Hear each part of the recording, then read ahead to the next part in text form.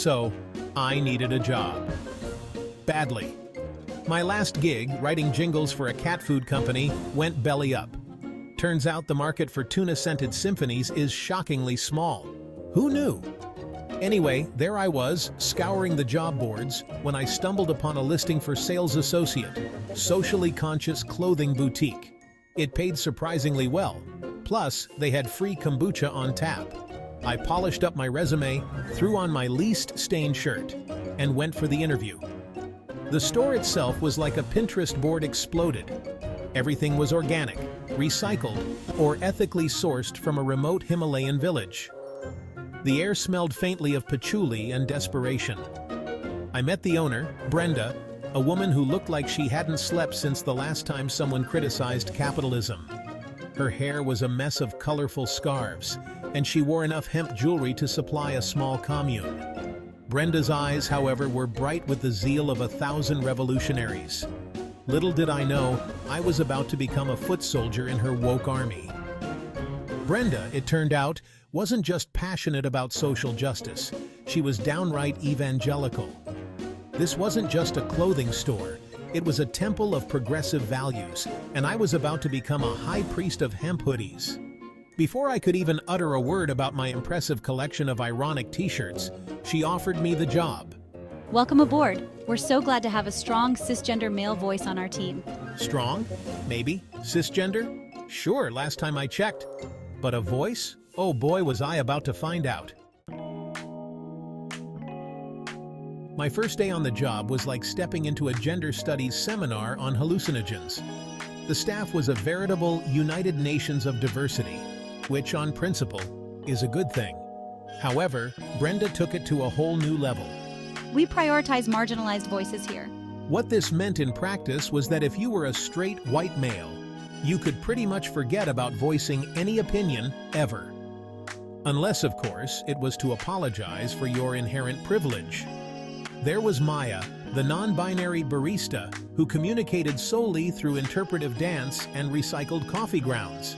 Then there was Carlos, the pansexual sales associate, who had a different colored feather boa for every pronoun in the LGBTQIA+ spectrum. Don't get me wrong, they were all perfectly nice people. But trying to navigate a conversation about the merits of organic cotton versus fair trade silk with them was like trying to explain the offside rule to a flock of pigeons. Each morning began with a mandatory woke huddle. We'd stand in a circle sipping our fair trade coffee while Brenda recited the day's social justice mantra. It was all very earnest, very well-intentioned, and utterly, hilariously bonkers. Now let's talk about the man tax. Yes, you heard that right. At Brenda's boutique, every item had a gender-based pricing adjustment. Women's clothing was reasonably priced, even a bit on the expensive side for what it was. Men's clothing, however, came with a hefty surcharge. We're talking a 20% markup on everything from socks to scarves. When I dared to question this, oh sweet summer child, I was so naive back then, Brenda fixed me with a withering stare. It's about time men shouldered their fair share. The patriarchy has been getting a free ride for far too long. Now I'm all for equality. But charging me extra for a pair of pants because I happen to have been born with a Y chromosome seemed a tad excessive. The irony, of course, was that the vast majority of our customers were women. They were the ones bankrolling this whole operation, subsidizing the man tax with their ethically sourced wallets. But hey, who was I to argue with the high priestess of social justice? Working at the woke store was like living in a satirical sitcom. Each day brought a new level of absurdity, a fresh opportunity for Brenda to unveil another one of her progressive policies. It was exhausting, hilarious, and utterly baffling all at the same time. That's when an idea struck me. An awful, brilliant, terrible idea. It all started with a stray comment during one of our morning woke huddles. Brenda was waxing lyrical about the importance of parental leave, particularly for birthing persons. Her words, not mine. She lamented the fact that men often didn't receive adequate time off to bond with their newborns. It's a travesty. Men deserve the same opportunities to nurture and care for their children. A mischievous glint sparked in my eye. I, my friends, would become a walking, talking social experiment. I would infiltrate the system, expose its flaws, and maybe, just maybe, get a few weeks of paid vacation in the process. I would become the pregnant man. Pause twos. And so, the grand experiment began. Armed with a fake baby bump and a carefully crafted backstory, I became the pregnant man. Brenda was overjoyed. She saw me as a beacon of progress, a symbol of her successful policies.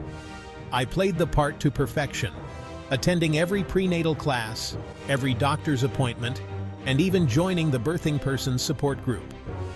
The benefits started rolling in: extended parental leave, flexible working hours, and a generous paternity package. It was almost too easy. Pause threes.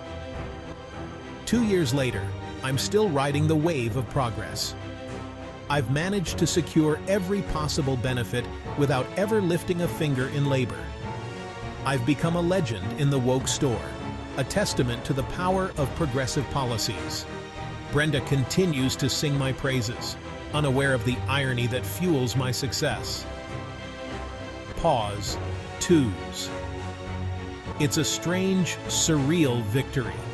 I've exposed the flaws in the system, but instead of crumbling, it has only grown stronger. The woke store thrives, and so do I, basking in the glow of my own absurd achievement. This, my friends, is progress.